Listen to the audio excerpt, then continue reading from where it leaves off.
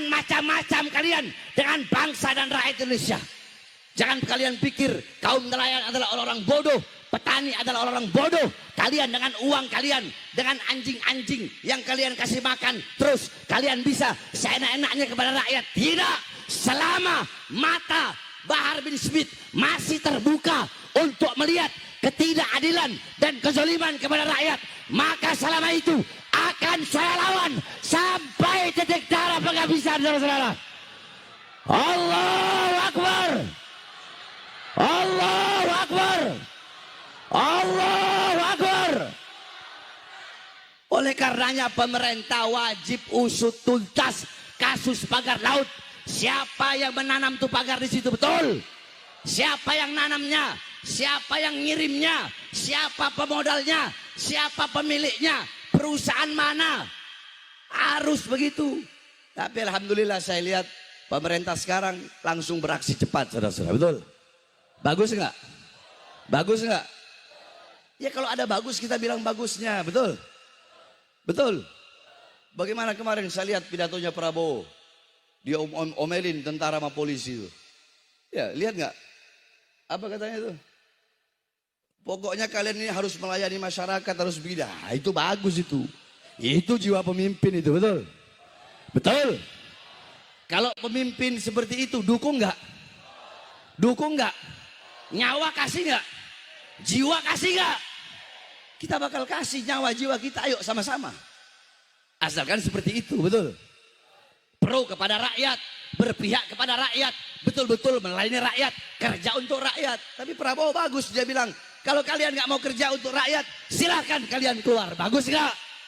Tegas nggak? Nah, jangan cuma begitu. Tegas juga kepada mereka, orang-orang yang beruang. Tegas juga kepada mereka yang semena-mena mengambil lahan-lahan masyarakat dengan ditipu-tipu segala macam, diiming-imingi dengan uang. Saudara-saudara, pagar laut di Tangerang itu viral. Kenapa? Dekat dari Jakarta. Masih banyak daerah-daerah lain yang sudah dipagar, bahkan sudah ditimbun tanah di seluruh Indonesia, di berbagai daerah-daerah di Indonesia. Masih ada lagi yang seperti itu, saudara-saudara, yang ingin dikuasai oleh mereka. Maka jangan sampai ada lagi penjajahan-penjajahan gaya baru, betul? Mereka mau bikin di situ Pantai Indah Kapuk 2 katanya. Mau dibikin di di Tangerang gitu kan? Saya nggak tahu ada sangkutan atau enggak sama pagar laut, wallahu a'lam. Yang saya tahu mereka mau bikin PIK 2 di situ. Kalau mereka mau bikin PIK 2 di situ, berarti masyarakat digeser nggak? Kegeser nggak? Yang ada di PIK rata-rata orang kaya apa orang miskin yang tinggal? Orang kaya apa orang miskin? Orang kaya, mereka bikin rumah besar-besar, nanti mereka taruh mereka punya speedboat, nanti mereka ini punya laut.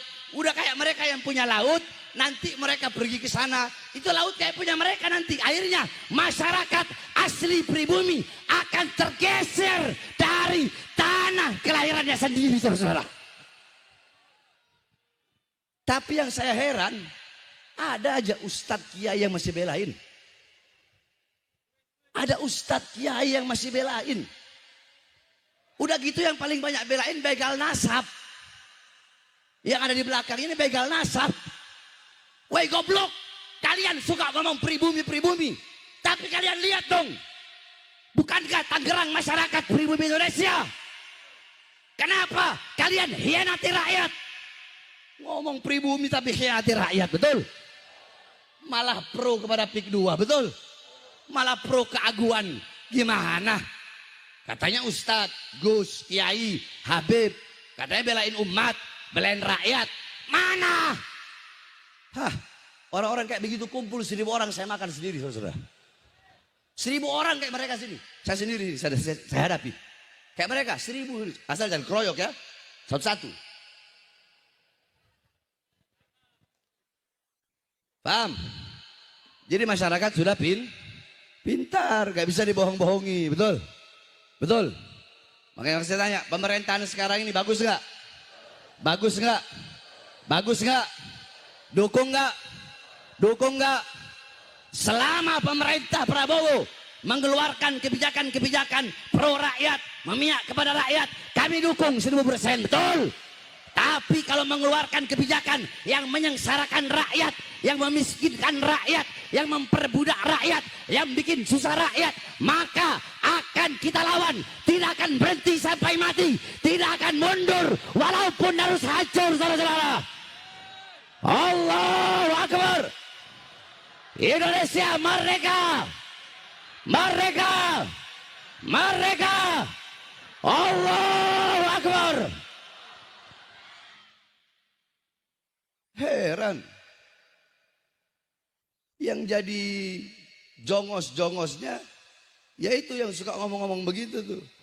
Saya ibu-ibu ngomong pakai muqaddam sebagai orang bayang yang tidak ada sejarahnya, tidak ada sosoknya, ini disangka dibayar oleh Cina katanya. Ini Kiai Imad ini membatalkan nasabah Alawi karena dibayar oleh Cina. Kata saya, urusannya apa Cina sama saya? Apa untungnya Cina itu sama batalnya nasabah Alawi? Sekarang kan di Banten lagi ada proyeknya Pak Jokowi dulu, proyek strategis nasional, namanya PIK 2. Saya kan gak ngomong, mau setuju, mau menerima, mau menolak, saya gak ngomong. Itu banyak orang-orang yang musuh-musuh Pak Jokowi itu sekarang lagi menolak proyek strategis nasional PIK 2. Lalu karena saya diem aja, tuh lihat Kiai Imad, kalau nasab Habib aja dikejar. Tapi adanya penjajah Cina katanya di Tangerang, Banten, dia diem saja. Aktivis-aktivis sudah menolak, tapi Kiai Imad diam saja. Itu tanda bahwa isu nasab ini dibayarin oleh Cina PIK 2 katanya. Bos, itu PIK 2 itu proyeknya Baklawi bos. Aguan itu orang Cina, tapi yang ngejalanin proyeknya itu Baklawi, namanya Mu'annas Al-Aidid.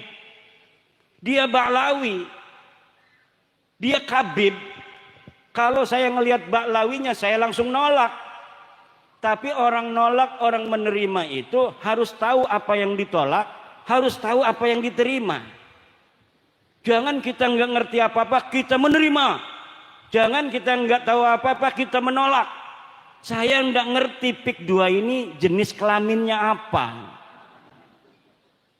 Ini makhluk model apa ini PIK 2? Kenapa? Karena saya belum mendapat penjelasan sebenarnya seperti apa, proyeknya apa, manfaatnya apa, kerugiannya masyarakat apa kalau diterima.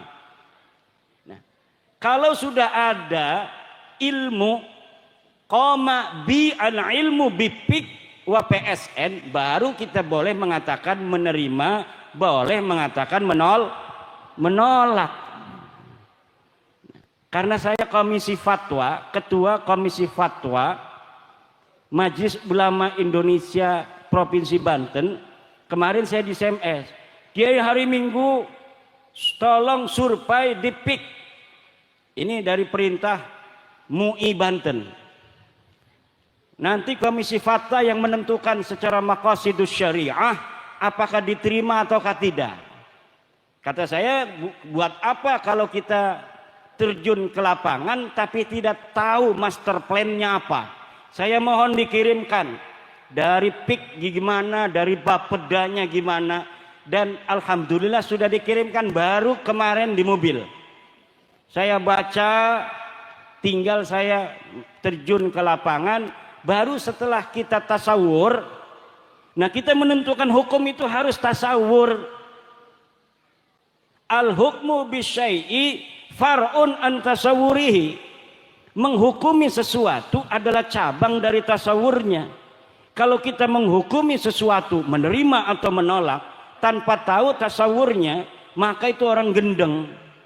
Tasawurnya dulu, tasdiknya dulu, lalu bagaimana manfaatnya, madaratnya kita timbang secara maqasidus syariah, baru kita menentukan sikap.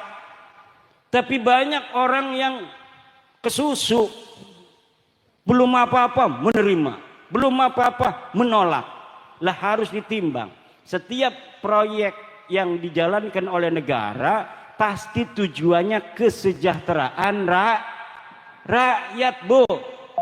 Kalaupun ada di bawah itu hal-hal yang tidak sesuai dengan aturan, itu teknis lapangan, harus diselesaikan secara lapangan.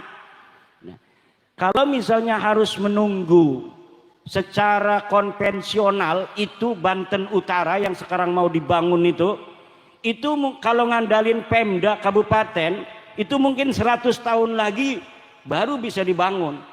Makanya ibu-ibu kalau ada pembangunan dari pemerintah, terima dulu, nanti dilihat madarat manfaatnya, jangan nolak aja, nanti nggak maju-maju.